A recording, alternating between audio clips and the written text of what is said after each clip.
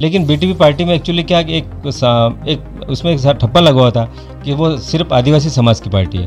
उन्होंने 2018 में बीटीपी आने के बाद जो हमारे विधानसभा एरिया में क्या पूरे संपूर्ण टीएसपी एरिया में एक असुरक्षा की भावना दूसरे समाज के अंदर पैदा हुई थी, वो बिल्कुल उस असुरक्षा की भावना को ख़त्म करके हम सारे समाजों को ST, SC, OBC, minority, general के जितने भी लोग हैं हम सब लोगों को साथ में लेके चलेंगे। चैनल को सब्सक्राइब करें और बेल आइकन जरूर दबाएं।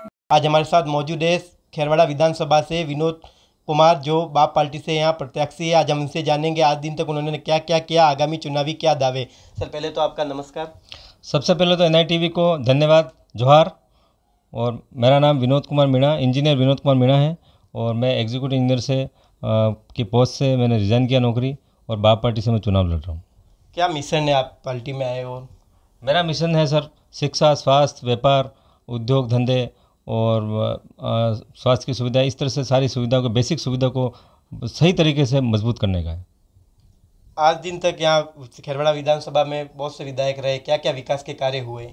हमारे एरिया में कोई विकास के काम नहीं हुए। विकास के काम हुए लेकिन उसमें कोई गुणवत्तापूर्ण काम नहीं हो रहा है। कई ऐसी, जैसे हमारे स्कूलें खोल दी, कॉलेज खोल दिए, लेकिन कोई भी उसमें स्टाफ की सुविधा नहीं है। इसलिए हमारे क्वालिटी एजुकेशन नाम की हमारे एरिया में विधानसभा एरिया में कोई भी चीज़ नहीं है। इसलिए हमारा एरिया बिल्कुल पिछड़ता जा रहा है। अगर आप विधायक बनते हैं यहाँ से तो आपकी पहली प्राथमिकता क्या रहेगी? सबसे पहले मेरी प्राथमिकता शिक्षा की गुणवत्ता पर रहेगी और शिक्षा जैसे साइंस जैसा सब्जेक्ट खोल के उसमें सारी भौतिक सुविधाएं उपलब्ध हो। जैसे साइंस सब्जेक्ट खोलते हैं तो रसायन विज्ञान, भौतिक विज्ञान और जीव विज्ञान की सारी सुविधा करके, लेक्चरर की पूरी भर्ती करके उसमें गुणवत्तापूर्ण शिक्षा देके आगे लड़के जावें तो कम से कम आगे जाके डॉक्टर, इंजीनियर या IAS IPS बन सकते हैं। आप सरकारी नौकरी छोड़ के राजनीति में आए, क्या मुख्य कारण है? मैं समाज सेवा का काम लगभग 10 साल से कर रहा था, तो हम लोग समाज सेवा के साथ नौकरी कर रहे थे, लेकिन कई राष्ट्रीय पार्टियों को हमारा काम पसंद नहीं है, तो हमारे कई बार ट्रांसफ़र कर दिए, APO कर दिए।